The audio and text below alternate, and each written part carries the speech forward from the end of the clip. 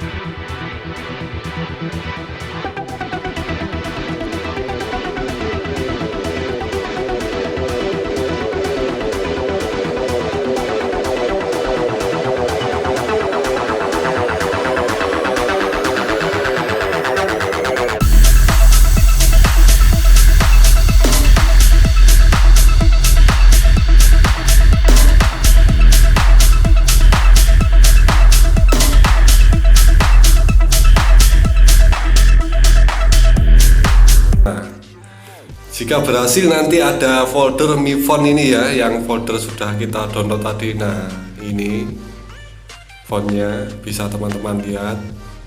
Kita klik OK.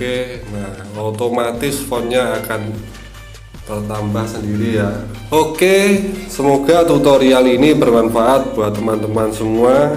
Jangan lupa klik tombol subscribe-nya jika teman-teman menyukai video ini. Dan jangan lupa klik like, comment, and share ya pastinya. Oke, sampai jumpa di video selanjutnya.